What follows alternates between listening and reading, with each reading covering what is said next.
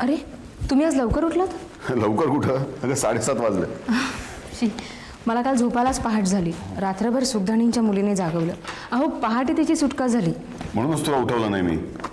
म्हणजे मला न भेटता जाणार होता? वसू मला जरा स्ट्रॉंग कॉफी करशील? शंकर काका. शंकर नको, तूच कर.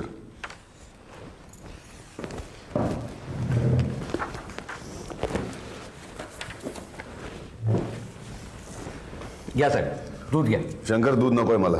अहो असं काय करताय साहेब? कामावर जायच्या आधी दूध घ्यावं, बरं असतं पोटाला.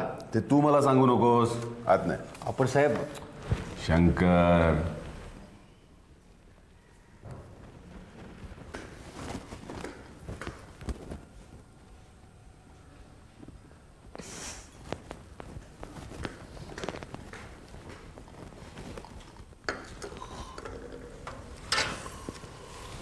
अहो कॉफी.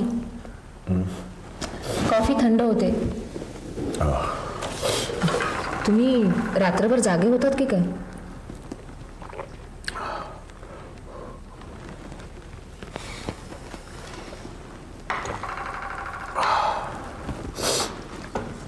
तू डॉक्टर पेडणेकरांच्या मुलीला ओळखतेस ना? आयाचितांकडे दिली होती तीच ना? तिची केस आली होती काल डॉक्टर बाजपाईंकडे. स्पायनल कॉर्डचा कॅन्सर असावा. तिला? अहो तिचं वय तर हार्डली 30-32 वर्ष आहे. ऑपरेशन करायचं की नाही अजून ठरवलेलं नाही. रिस्क आहेच आणि फार आयुष्य वाटायला नाही. फार तर 1-1.5 वर्ष. ते तरी निदान पीसफुली जाऊ द्यावं. चला मी निघतो आता. अगं तू आदित्य नाही उठला? नाही, उठवेन त्याला आता. अहो काल दिवसभर तुमची आठवण काढत होता. सकाळी तुम्ही निघता तेव्हा तो झोपलेला असतो आणि संध्याकाळी इकडे तिकडे हिंडत असतो. काल तर हट्टच धरून बसला, बाबाच हवेत म्हणून. अगं पण इतका वेळ त्याला झोपवतेस कशाला तू? लवकर उठवा जा ना त्याला. तो काय त्याला लहान नाही राहिलेला. थांब जा.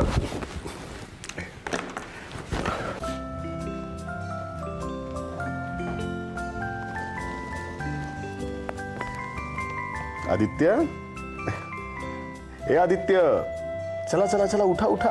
हा शाबाश, उठा चला. बाबा उचलून घ्या ना. अरे उचलून? लहान आहेस का तू आता आदित्य? हा अरे 7:30 वाजले बाळा. चला चला. बरं मला सांग, तुझी स्कूल बस किती वाजता येते? 9:30. 9:30 वाजता. मग आता उद्यापासून लवकर उठायचं. माझी आंघोळ झाली ना की मी तुला उठवेन. हा. आणि दुसरी गोष्ट, बस स्टॉपवर एकट्याने जायचं. एकटा? एकटा. शंकर, पारूबाई कोणालाही बरोबर न्यायचं नाही. अरे जवळ तर आहे बस स्टॉप. हा ठरलं? ठरलं. बाबा पण कधी कधी आजोबा पण बस स्टॉपवर येतात, त्यांना पण घेऊन नाही जायचं?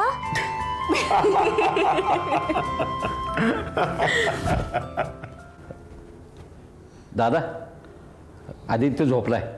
मी पण. हो जा, तूही जेवून घे जा.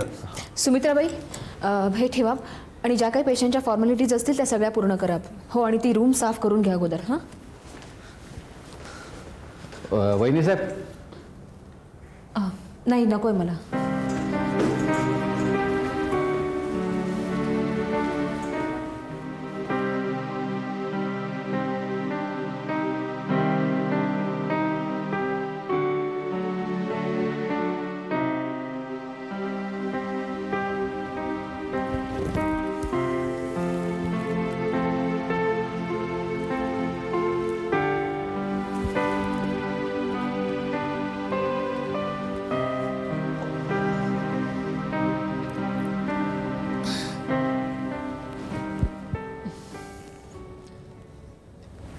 खूप थकलीस ना? हो, पण त्याचा काही उपयोग नाही झाला. ऋषिकेश, अहो खरं तर ती खूप अशक्त होती. त्यात ब्लिडिंग सुरू होतं. साध्या इंजेक्शनची तिला रिॲक्शन होत होती. खरं तर तिने बराच अगोदर हॉस्पिटलमध्ये ॲडमिट व्हायला हवं होतं. पण हॉस्पिटलमध्ये ॲडमिट पण अशा वेळी झाली जेव्हा तिचं ब्लिडिंग सुरू होतं. बरं, जर एखाद्या वेळी नॉर्मल डिलिव्हरी असली असती तर काही प्रॉब्लेम झाला नसता, पण सिझेरियन होतं. टेबलावरच गेली. मुलगा झाला तिला. पण खरंच ती जर अगोदर आली असती तर वाचू शकली असती. ऋषिकेश, मला खरंच कळत नाही की मला नेमकं वाईट कशाचं वाटतंय, स्वतःचं की मिसेस लोकरेंचं, की त्यांना मी वाचवू शकले नाही याबद्दल. माणसाच्या सुखाच्या कल्पना वेगवेगळ्या असतात वसू, पण दुःखाची भावना मात्र एकच असते.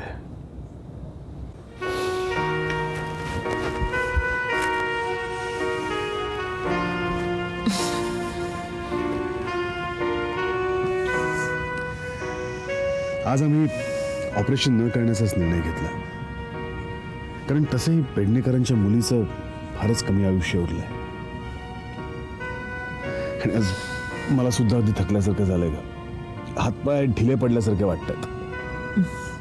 ऋषिकेश, तुम्ही सुद्धा फार स्ट्रेन करू नका घेऊ. कधी कधी मला वाटतं आपण नुसते धावतच असतो, याच्या मागे त्याच्या मागे. काहीतरी गमावून बसलो आपण. खरंच मला कळतच नाही, एवढी जिद्द, ही तडपड कशासाठी. वसुमती, जेवायला ये खाली. हे बघ, तू सकाळपासून काहीही खाल्लेलं नाहीयेस. चल ये, जेवून घे बघू. तुम्ही जेवणार का माझ्या बरोबर? नको अगं, मी दूध घेतलं मगाशीच. थोडंसं. खरंच अजिबात इच्छा नाहीये. तू जेवून घे. आलेच मी.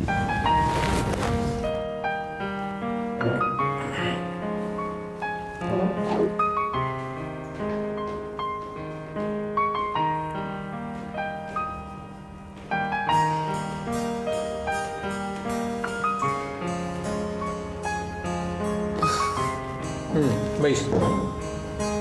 तुमचं झालं? अगं, मी रात्रीचा जेवतो का कधी? विसरलेच. आणि शंकर काका, तुम्ही जेवलात का? हो.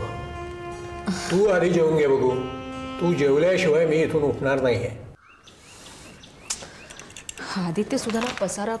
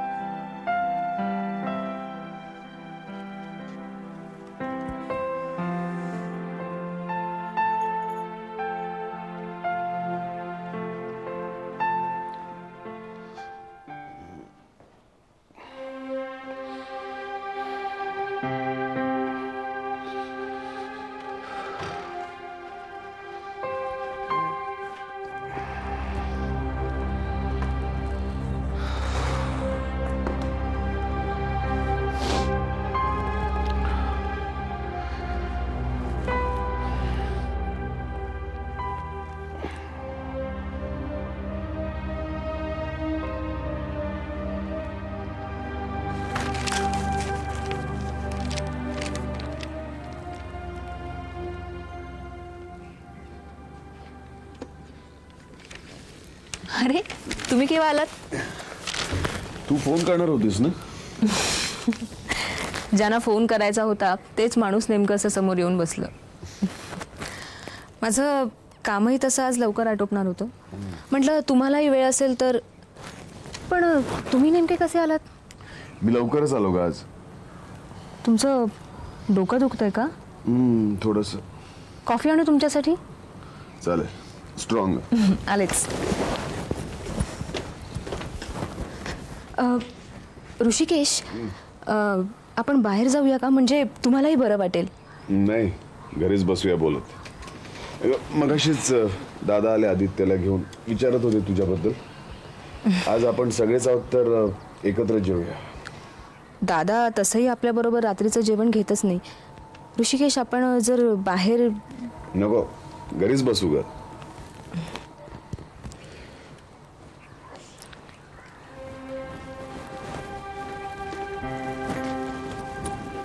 खूप दुखतंय का? नाही, फार नाही. सहन होत नाहीये का तुम्हाला? अगं सहन होतंय ग, थोडंसं अनइझी वाटतं एवढंच. काही घेतलं होतं? डिस्प्रिन घेतलं होतं सकाळी. आणि तुमचे हातपाय ढिले पडल्यासारखे वाटत होते, ते कसं आहे आता? कमी आहे, ठीक आहे. ऋषिकेश, तुम्ही खूप स्ट्रेन करता हल्ली. सुटी घ्या थोडे दिवस. मलाही तसंच वाटतं. कॉफी आणतेस ना तू?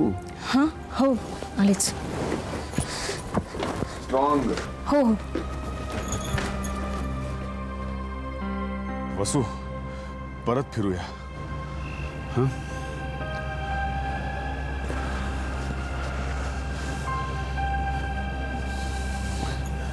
मला असा थकवा वाटायला लागलाय. हातपाय असे गळून गेल्यासारखे वाटतायत ग. झिंझिण्या आल्यासारखं, असं मुंग्या आल्यासारखं काहीतरी वाटतंय. एक काम करूया, थोडा तिथे बसा, म्हणजे जरा बरं वाटेल. या.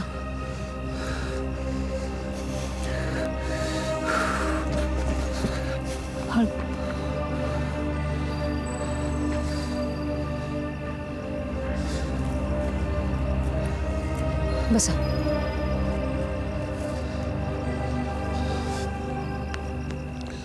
पाऊस, मला वाटतं ऋषिकेश, अहो पाऊस पडेल. आपण निघूया का?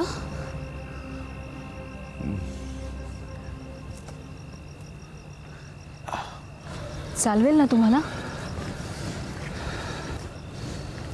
शी, उगा चालू आपण. नसतो आलो तर बरं झालं असतं. हा पाऊस पण असा सारखं तेच तेच किती वेळा बोलणार आहेस तू? थोडं भिजलो तरी काय होणार आहे?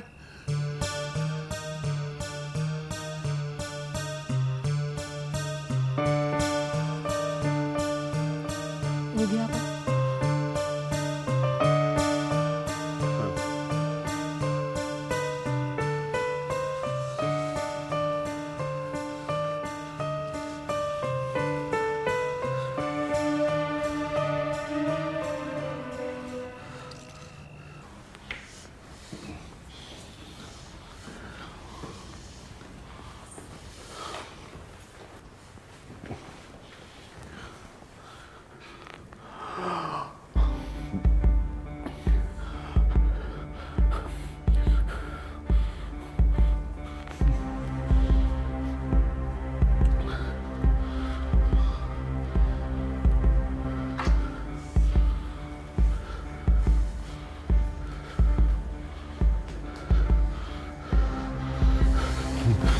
ऋषिके, हल बसा.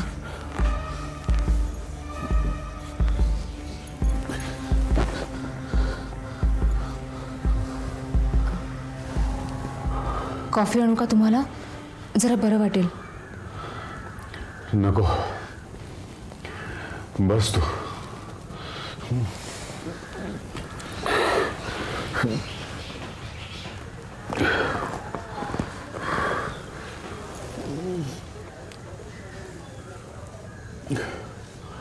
ऋषिकेश, अहो केवढे थकलात तुम्ही. काळजी घ्या. आराम केला ना? तिकडे एक पुस्तक आहे, ते घेशील जरा? आता वाचायलाच हवं का? मी नाही वाचणार आहे, तू वाच मोठ्याने.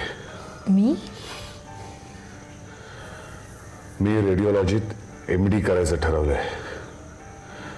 एक चॅप्टर जरासा राहिलाय, तेवढा पूर्ण कर. आण पुस्तक.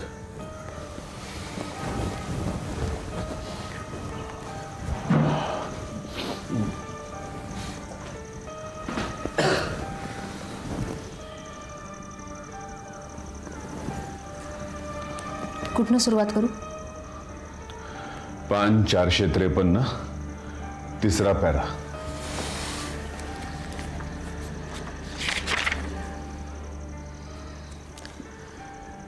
Running through all the remedy there burning in head, throbbing, stabbing, eruption, burn when touch, of the face with large blisters of the eyes, with generation tendency, has the lightest time the burning, but it can't. Between your 2 visits, it has grown back. It is dusky, a rapid change has taken place.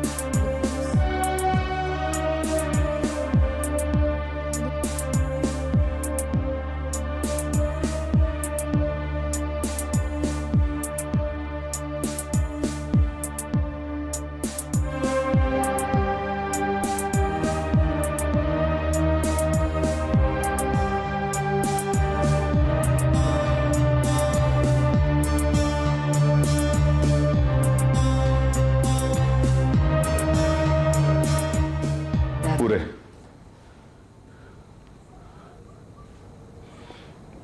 इथे आहे वसू, माझ्याजवळ.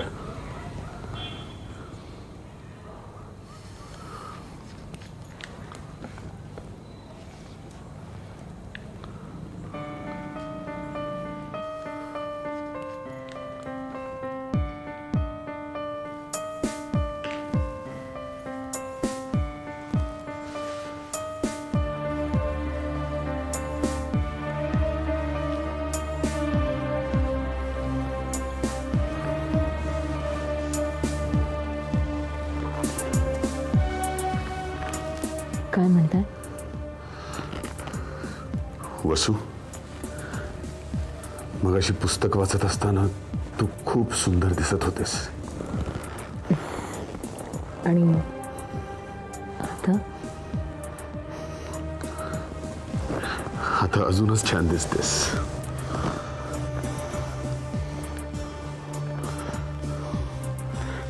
तुला माहिती तू कशी दिसतेस?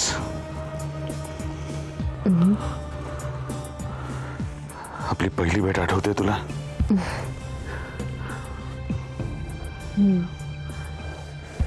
तेव्हा दिसत होतीस ना तशी.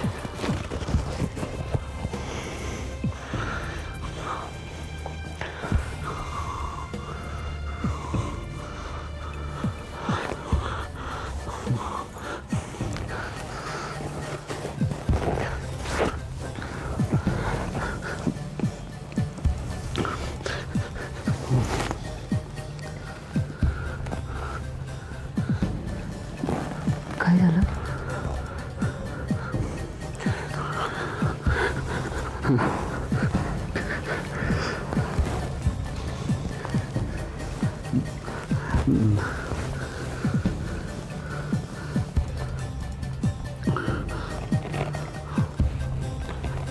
ऋषिकेश,